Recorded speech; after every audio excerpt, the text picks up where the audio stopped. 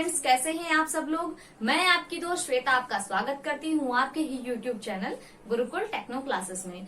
तो आज मैं आप सबके सामने हाजिर हूँ आपकी यूपी जीके की क्लास लेकर के, जिसमें आपका जो पहला पार्ट है जलवायु फर्स्ट, जो कि जलवायु भाग 1 मैंने आपको पढ़ाया था। उसमें क्या पढ़ाया था आपको मैंने, जलवायु ऋतुओं के प्रकार, और ऋतुओं के प्रकार में आपको शीत ऋतु मतलब जो आपकी ठंड होती है, ठंड ऋतु होती है, इसके बारे में मैंने आपको पढ़ाया था। और मैं आपकी अगली ऋतु लेकर के, जो कि आपकी ग्रीष्म ऋतु है, कौन सी है, जो कि आपकी ग्रीष्म ऋतु है, और आप इसको लेकर के मैं आप सबके सामने हाजिर हूँ।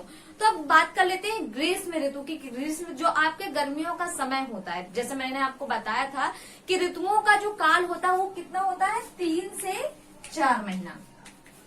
तो फरवरी तक तो मैंने आपको बताया था, नवंबर से फरवरी तक का जो महीना होता है वो शीत ऋतुओं में होता है।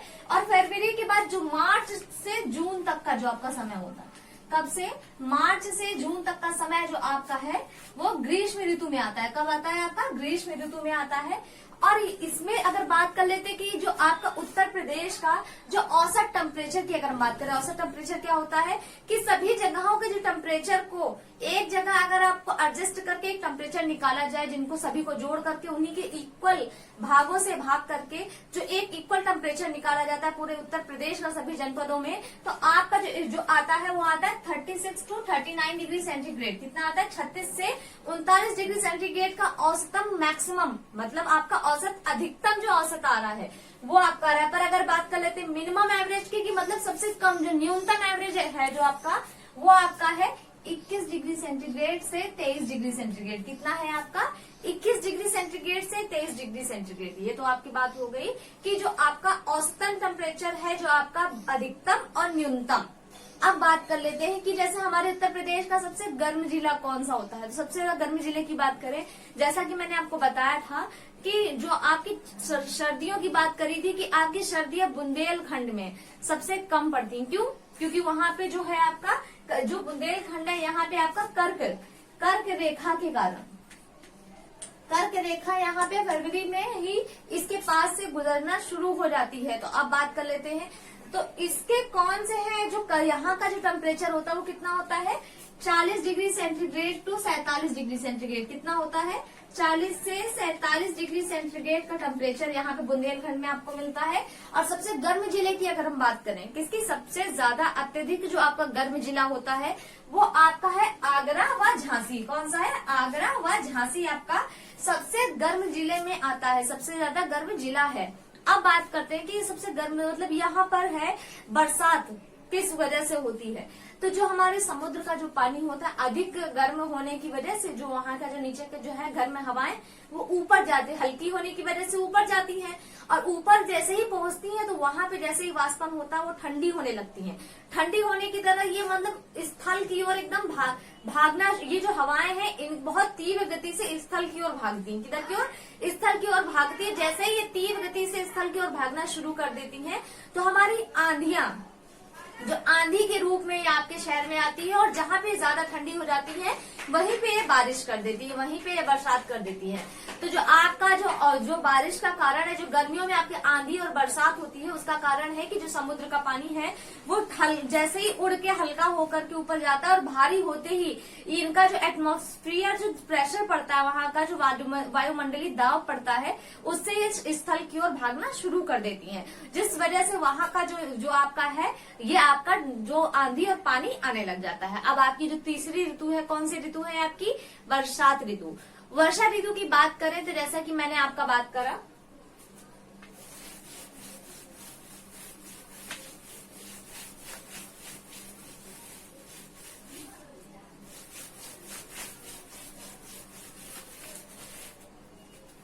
देखिए आपको ग्रीष्म ऋतु से रिलेटेड अगर कोई बात समझ में ना आ रही हो तो जरूर इसमें जो आपके कमेंट सेक्शन है इसमें आप हमें बताते जाइए, ताकि अगर कोई बात आपको क्लियर नहीं हो रही है तो उसे हम टाइम टू टाइम आपका क्लियर करते चले। तो आपकी जो तीसरी ऋतु है, कौन सी ऋतु है, वर्षा ऋतु।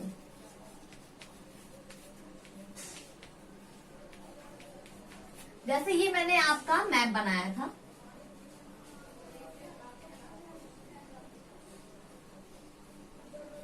तो जो सामान्यतः आपका जो बरसात है वो आपका इस क्षेत्र से होता है, यहाँ पे जो आपका बंगाल की खाड़ी है यहाँ से,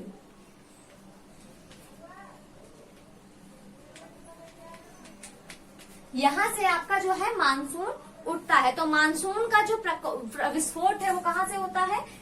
जो विस्फोट है आपका मानसून का, वो है आपका बंगाल की खाड़ी से। कहां से? आपका बंगाल की खाड़ी से। तो इसको हमने 3 भागों में बांटा है। ये आपका है मध्य, ये आपका है पूर्वी और ये आपका है पश्चिमी। और एक जो ये आपका है बुंदेलखंडी एरिया है। ये जो नीचे का भाग है ये आपका बुंदेलखंडी एरिया है। बुंदेलखंड जहां पर, तो आप बात कर लेते हैं सर्वाधिक वर्षा वाला स्थान कौन सा है? तो आपका पूर्वी उत्तर प्रदेश। पूर्वी उत्तर प्रदेश है आपका सर्वाधिक वर्षा वाला स्थान। तो यहाँ पे अगर बात कर लेते हैं कितनी वर्षा होती है, तो ये आपका 112 सेंटीमीटर वर्षीय वर्षा होती है। कितनी होती है? 112 सेंटीमीटर। जो पूर्वी उत्तर प्रदेश का जो जिला अगर बात कर ले, तो यहाँ का ये एक जिला है गोरखपुर, जहाँ पे आपका सबसे सर्वाधिक, उत्तर प्रदेश को सर्वाधिक वर्षा वाला अगर जनपद कह ले तो कौन सा है आपका? गोरखपुर।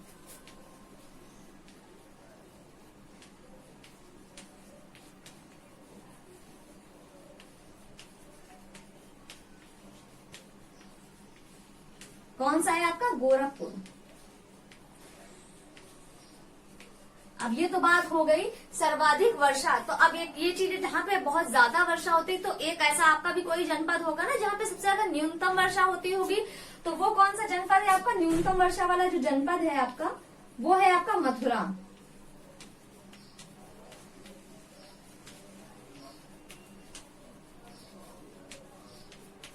जो मथुरा है आपका न्यूनतम वर्षा वाला जनपद है। तो अब बात कर लेते हैं यहाँ पे कितनी होती है। यहाँ पे 189 सेंटीमीटर की जो वर्षा होती है, यहाँ पे करीब करीब वर्षीय अगर बात कर लेते हैं जनपद में, गोरखपुर जनपद में 184 सेंटीमीटर, कितना है आपका? सॉरी, आपका 184 सेंटीमीटर की वर्षा होती है। और ये कितने पीरियड्स में होती है? ये आपकी 56 दिनों में होती है। 56 दिनों में आपकी 184 सेंटीमीटर की वर्षा होती है गोरखपुर जनपद में। अगर आपकी बात करें न्यूनतम मथुरा जनपद में, तो आपकी 32 दिनों के लिए 54 सेंटीमीटर, कितना है आपका? ये 54 सेंटीमीटर की वर्षा होती है आपकी 32 दिनों के लिए। 32 दिन यहाँ पे, मतलब पूरे आपके मानसून का 32 दिन ही यहाँ पे केवल आपकी वर्षा होती है। ये तो बात हो गई कि पूर्वी उत्तर प्रदेश में आपकी वर्षा होती है, वो कितनी होती है? 112 सेंटीमीटर की। अब बात कर लेते हैं आपका जो मध्य उत्तर प्रदेश है, जो आपका पश्चिमी उत्तर प्रदेश है और आपका जो बुंदेलखंड है, यहाँ पे कितनी कितनी वर्षा होती है। तो बात कर लेते हैं।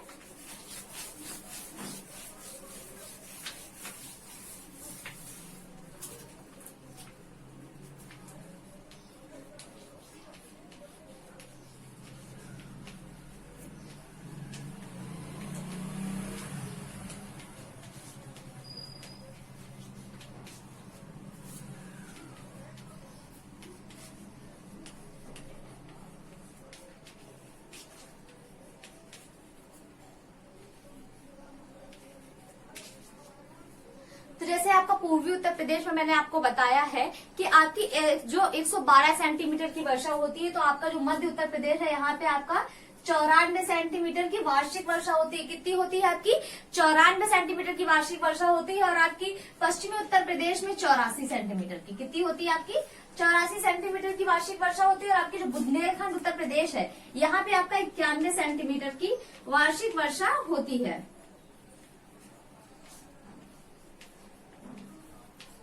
तो आपके क्षेत्र कौन कौन से हैं जो आपके आ जाते हैं? तो ये चारों स्थानों के जो क्षेत्र है मैं आपको बता रही हूँ। जो आपका पूर्वी आता है, पूर्वी में जैसे आपका गोरखपुर हो गया, गाजीपुर, सोनभद्र, बस्ती आदि। जैसे सोनभद्र हो गया, बस्ती हो गया, गाजीपुर हो गया, महाराजगंज हो गया, जो इधर का एरिया है ये आपका पूर्वी उत्तर प्रदेश में आता है। मध्य की अगर बात करते हैं तो जैसे आपका लखनऊ, हरदोई, सीतापुर,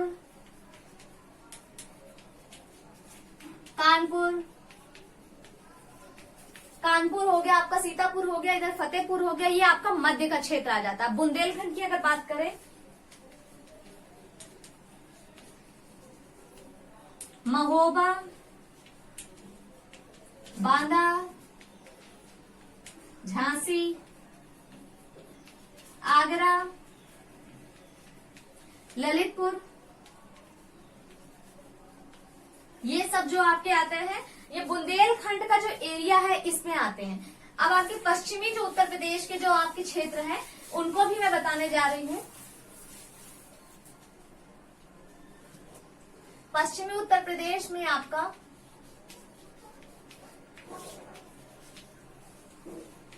सबसे न्यूनतम हो गया मथुरा, कन्नौज,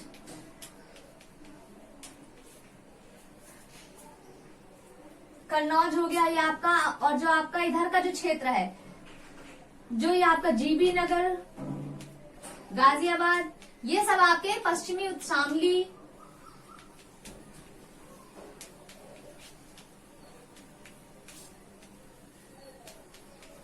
पश्चिमी उत्तर प्रदेश के क्षेत्र है। तो जो आपका सबसे ज्यादा इसमें इंपॉर्टेंट क्वेश्चन क्या आता है, जैसे आपका शीत ऋतु कहाँ पे सर्वाधिक होती है, आपकी ग्रीष्म ऋतु कहाँ पे सर्वाधिक होती है, आपकी वर्षा ऋतु कहाँ पे सर्वाधिक होती है, आपकी न्यूनतम कहाँ कहाँ होती है, ये सब जैसे है। आपका जो आपका ग्रीष्म ऋतु है ये आपका आगरा झांसी में सर्वाधिक होती है, बुंदेलखंड एरिया में सबसे ज्यादा जो आपका ग्रीष्म ऋतु है। और आपका जो न्यूनतम अगर कह लेते हैं तो जो आपका बरेली साइड है, ये जहाँ पे वो नमी ज्यादा होती है वहां पे कम होता है। वर्षा ऋतु आपकी गोरखपुर में, और न्यूनतम वर्षा आपकी कहाँ पे होती है, मथुरा में होती है। फिर भी अगर इस टॉपिक से रिलेटेड आपको कोई भी क्वेश्चन हो जो समझ में ना आ रहा हो तो कृपया करके हमारे इस नंबर पे जो कमेंट है इस पे आप संपर्क कर सकते हैं। और आपका जो व्हाट्सएप नंबर, आपको व्हाट्सएप लिंक दिया था, उसमें भी अगर आपको कोई बात ना समझ जाए तो उस ग्रुप में भी आप शेयर कर सकते हैं। तब तक के लिए हमारे चैनल को लाइक करें, शेयर करें, सब्सक्राइब करें। घर पे रहें, सुरक्षित रहें। Thank you so much.